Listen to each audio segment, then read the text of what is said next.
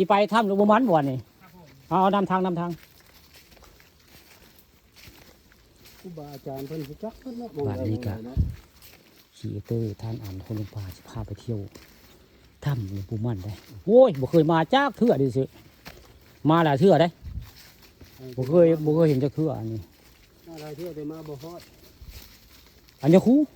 เสียงปากคนโอ้นี่ทุกเขามานี่เลยเบิดนี่ บ่ เฮาอยู่ทางเทิงนี่เสียงปากโอ้ทางใต้นี่ นี่ว่าอยู่แสงอยู่ถึง เจ้าบอกอยู่ไสทางใต้นี่ เนาะซุ่มไปนั่นแหละเนาะ เสียงปากโอ้สมนั่นล่ะ ไม่ออกตัวไปนั่นล่ะ เมื่อกี้นี่ล่ะให้แท้เฮาอยู่ในเทิงเสียงปากทุ่มกับเจ้าเมื่อกี้นี้เนาะย่างไปทำเป็นเที่ยว โอ้ยครั้งแรกพี่น้องเอ้ยมื้อนี้ ครูบาอาจารย์เพิ่น มาทำผาเด่นมื้อนี้มาพ่อทีเตอร์เพิ่นได้เพิ่นพามาเที่ยว จักชิดสถานที่อาจารย์ ได้มาพ่อพลังได้พลังเพิ่นว่าเบิ่งว่าพลังได้มักสิด่าเพิ่นเนาะเอ้าตลกแล้วก็ได้รับคำคมมุกแล้วก็เบียกทันได้อายุราว76 ปีไปโสดเพิ่นว่า ตัวแต่ไม่สิ่ง โสดบริสุทธิ์โอ้อันนี้จำพวกจำล้ออันนี้ว่าจำพวกจำล้อเด้นี่ป้าต้องจึงขึงอยู่นี่อันนี้ครูเขาว่าปลูกต้นไม้อย่างนี้นี่ มันคือมาอยู่นี่สิ แต่มันเกิดแบบนี้เขาว่าปลูกต้นไม้อันนี้ปลูกในหน้าผาอันนี้เข้าใจได้ปลูกกันแบบนึงได้จำล้อกันแบบนึงได้ ถ้าเขาเจ้าบ่ซอมันสิใหญ่กว่านี้ แม่นนี่ ห้อยสิซอออกประจำนี่ อันนี้เขาจำล้อ มันสิตันทางนะความหมาย อันนี้คือจำพวกได้เข้าใจได้ยังครูไว้หนึ่งอันนี้บ่แม่นจำพว มัน ก สิตันทางย่าง แม่น ก็บ่ได้ครูบ่ซออาจสิมีของดีอยู่ในนี่ก็บ่รู้ล่ะ โอ้ยของดีเป็นของมีเจ้ามีจอมยังครูของมีเจ้ามีจอมได้ของดีอ่ะนะของไผของมันพลังเพื่อกระถ่ายไปเรื่อยได้ปุ๊ ถ่ายคลิปพอแล้ว เราก็ถ่ายพลังได้พลังมันนี่ดีใจดวงดีพี่น้องมันนี้มาพ่อพลังมังค่าแล้วก็มาพ่อทีเตอร์ใหญ่เป็นซองใหญ่เพิ่นนั่นเฮ็ดก่อนเฮาเนาะมื้อนี้เฮามาตามหลังว่าไงมาย่างตามหลังเพิ่นได้นี่คือบริเวณนั้นหม่องอาจารย์มั่นเพิ่นนี่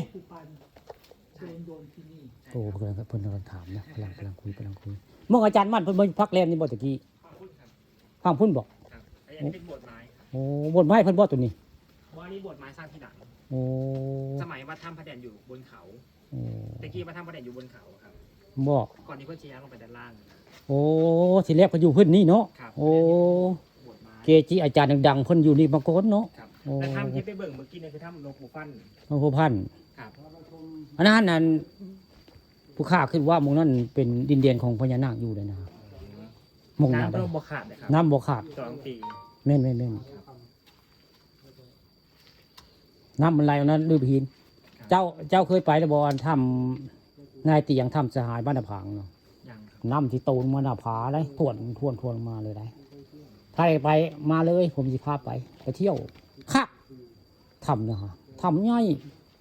ย่างไปได้ย่างไปไก่ได้หาย่างแต่เช้านี่ก็เกือบเที่ยงสิฮอดใจอยี่บอกเดี๋ยวจะพาไปทำนายเตียงทำสหายเก่าในได้พี่ย่างพูดแบบนี้ ครับ โอ้ย่างไปนี่เลยบอกโอ้ขันใดนี่ก็เป็นเก่าๆเลยเนาะนี่ป้าตัวสร้างอะไรลาปีแต่ย่ามันหักไปได้นี่ซื้อโอ้ได้ค่อยย่างไปแล้วบ้านนี้โอ้ครั้งแรกได้นี่มานี่บุคคานี่ก็ได้ ไม่ต้องบอกนะครับ ครั้งแรกที่มาทำผาเด่นนี่ ระวังนะ โอ้อันนี้เด้ทำผาเด่นป้าโอ้ตัวเป็นอันนี้เนาะนี่แสดงบ่มีคู่มาพักแรมได้เนาะนี่ บ่มีครับ บ่มีได้เบิ่งแล้วนี่ เพื่อนบอกอนุญาตให้มาอยู่เลยนะครับ บอก ไม่ให้อยู่ในไทยครับ โอ้ เพื่อดูแลร่วมกันกับป่าไม้ โอ้ คือห้ามสร้างห้ามต่อเติมมันนะ โอ้แสดงว่าป้าไม้บ่ให้มาเฮ็ดช่างเนาะบ่ให้มาอยู่บ่ได้ กะให้อยู่ขาดแต่กันแบบ อืม แบบย้ายลงมาอยู่ข้างล่างเลยนะ โอ้ เป็นอนุรักษ์ไว้ครับ ศาลานี่สร้างไว้เฮิงก็ได้เบิ่งแล้วนี่เนาะ นานแล้วนี่โอ้หลายปีเบิ่งแนวนี้โอ้ยมาคาเดนตั้งหลายปี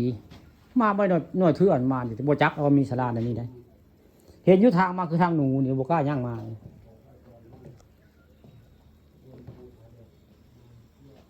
โอ้ยังไปเต็กอีกเนาะ ไอ้ที่ขาแป้งน่ะย่างไปก่อนนะ โอ้บันไดเนี่ยบ่ที่ท่านขึ้นย่างไปนะ นี่แหละข้างเทิงมันจะมีภาพ ผู้ข้าเห็นคลิปเจ้าขึ้นย่างก็ยังเสียวเลยเด้ แม่นครับอะไร เห็นเจ้าย่างยังเสียวแทนเลยมื้อนี้มาเองมื้อนี้โอ้คัก